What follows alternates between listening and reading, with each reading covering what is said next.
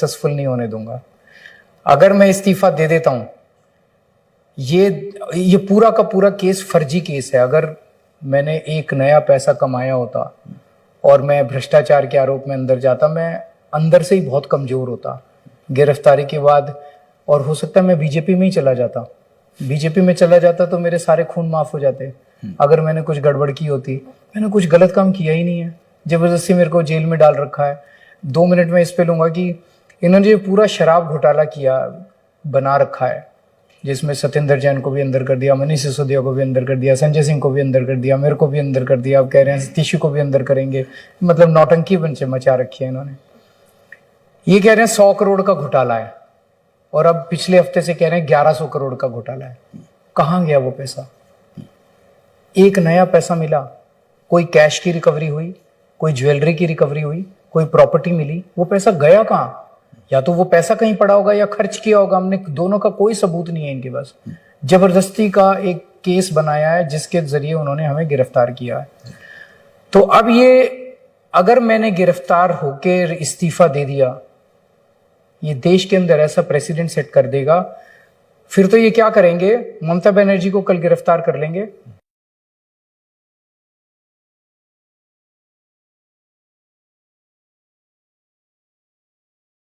और कहेंगे इस्तीफा दे दो, उसको, उसकी सरकार गिर गई। स्टैलिन साहब को गिरफ्तार कर लेंगे, कहेंगे इस्तीफा दे दो।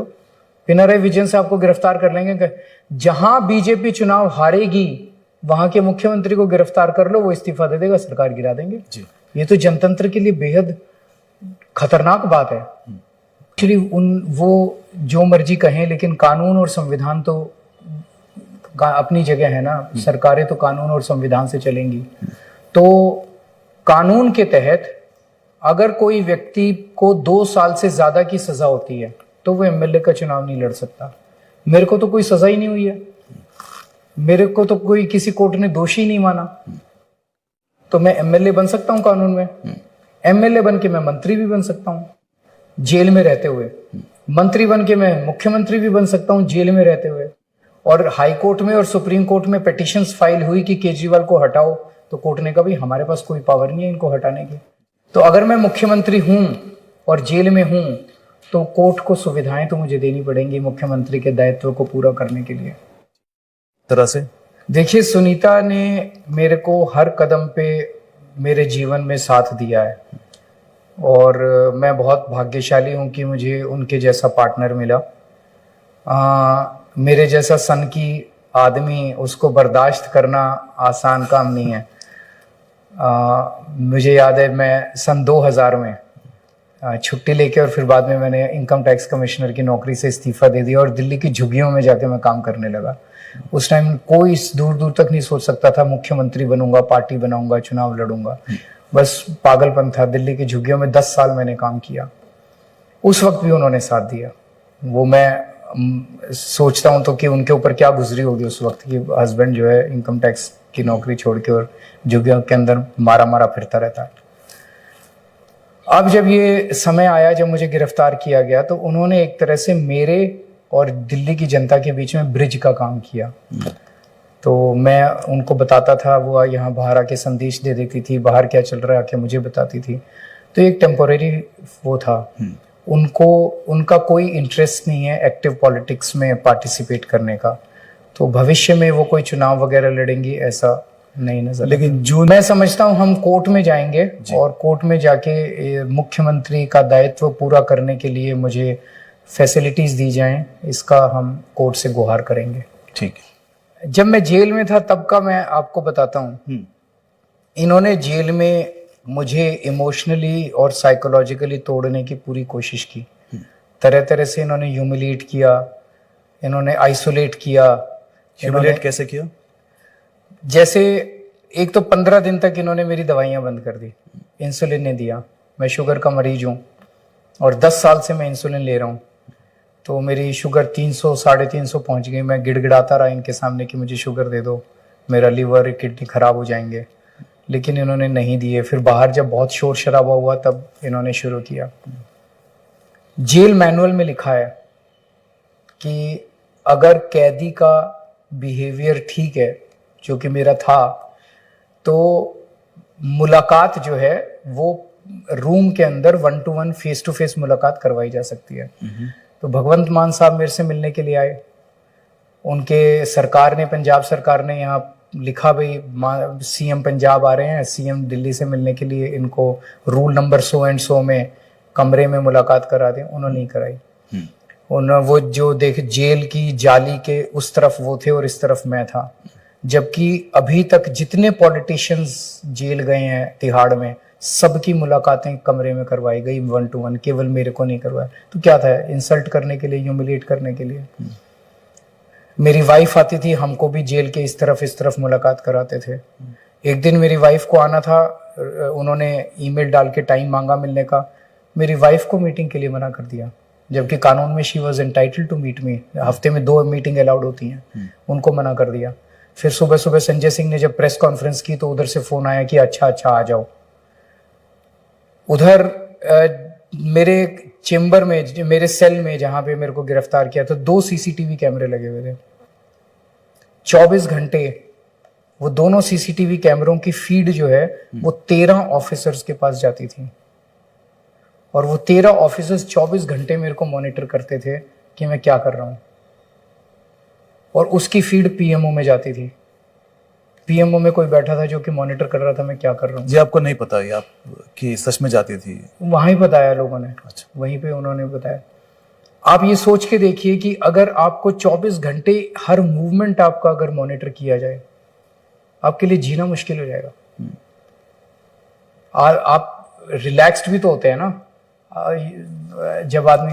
तो मेरे लिए कोई भी ऐसा पल नहीं था जिसमें मैं रिलैक्स और तो 24 घंटे मेरी मॉनिटरिंग होती थी। कितने बजे उठा, रात को कितने बजे बाथरूम गया, कितने बजे टॉयलेट गया, क्या कर रहा है, क्या खा रहा है, क्या पी रहा है, कौन सा चैनल देख रहा है, टीवी चैनल, सब कुछ, क्या पढ़ रहा है, क्या, एवरीथिंग वाज बीइंग मॉनिटर्ड। जो सिक्योरिटी गार्ड मेरे थे, उन्होंने एक दो ने मुझे बताया कि हमें बुला बुला के पूछते हैं, रो तो नहीं रहे थे, डिप्रेशन में तो नहीं थे। तो उनका मकसद क्या था? मुझे तोड़ना चाहते थे। लेकिन मैंने इस 1 महीने का पूरा सदुपयोग किया। 2 बार मैंने गीता पढ़ी पूरी की पूरी, और मुझे बहुत आनंद आया। मैं बता नहीं सकता आपको, पूरा नजरिया बदल गया। रामायण पढ़ी मैंने, पॉलिटिकल हिस्ट्री पढ़ी, 3-4 किताबें मैंने पॉलिटिकल हिस्ट्री पे पढ़ी देश की। मुझे उतनी कोई टेंशन नहीं है। अगर दोबारा जाना होगा जाएंगे। मैं ये देख रहा था कि भगत सिंह कितने, जो सबसे ज्यादा स्ट्रेंथ देता था, वो स्ट्रेंथ देता था हमारी आज़ादी की लड़ाई की। जब मैं वो पढ़ता था कि हमारे स्वतंत्रता सेनानी ने कितने कितने साल जेल गए थे, और उनके सामने तो कोई, मेरे तो सामने कम से कम ये है चलो 4 महीने में, 6 महीने में, 8 महीने में बाहर आ जाऊं। उनके सामने तो कोई उम्मीद ही नहीं थी, कोई आशा ही नहीं थी। तो कोई टेंशन नहीं है, कोई घबराहट नहीं मुझे है? नहीं, मुझे अभी कोई टेंशन नहीं है, कोई घबराहट नहीं है। मैं भी ये समझता हूँ कि ये सब जो हो रहा है मेरे साथ, ये उस संघर्ष का हिस्सा है। और मैं समझता हूँ कि देश को बचाने के लिए जो ये प्रयास है, उसी प्रयास का हिस्सा है जो कि मैं जेल में हूँ। जी, आप अपने जुडिशरी पे बहुत प्रेशर है। मैं सब अच्छे जज भी हैं, कमजोर जज भी हैं, लेकिन जुडिशरी पे बहुत प्रेशर है। सब लोग जानते हैं कि कितने प्रेशर में काम कर रही है जुडिशरी। तो मनीष सिसोदिया जी और सत्येंद्र जैन जी, उन दोनों के पास मैसेजेस गए हैं जेल में कि बीजेपी ज्वाइन कर लो, तुम्हारी बेल करा देंगे। कौन करा देगा बेल? कैसे करा देगा बेल?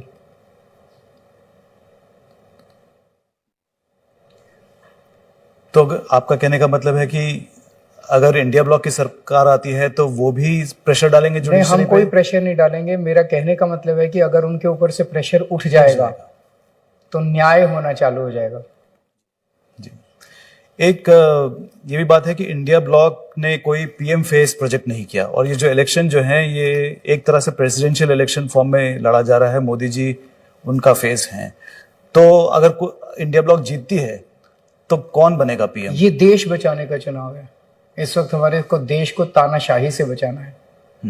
ये डेमोक्रेसी खत्म कर देंगे अगर दोबारा आ गए तो। चुनाव नहीं होंगे, और चुनाव होंगे भी तो ये, जैसे रशिया में क्या किया, पुतिन साहब ने सारे विपक्ष को या तो जेल में डाल दिया या मरवा दिया, और फिर चुनाव कराए। 87% वोट मिल गए।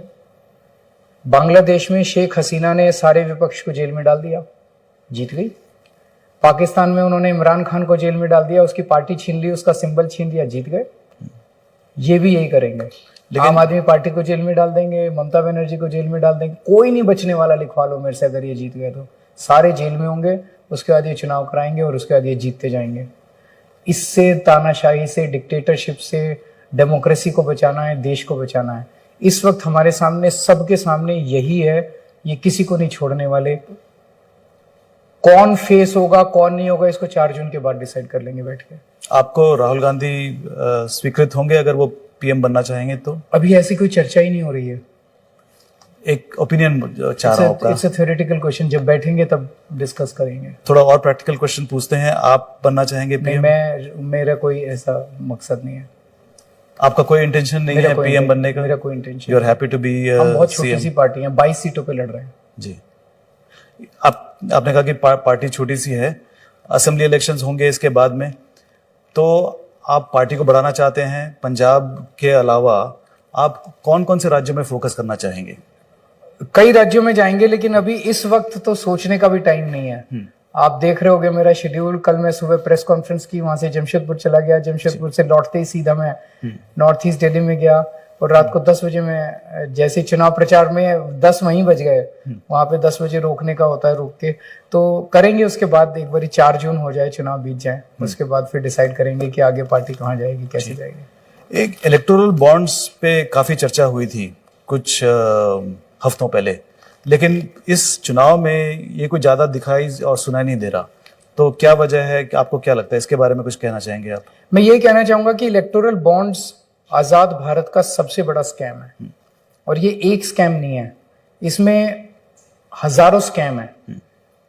हर डोनेशन, लगभग हर डोनेशन, कुछ को छोड़ दें तो लगभग हर डोनेशन जो बीजेपी को गया है, वो किसी फेवर के बदले में गया है, क्विड प्रो को है।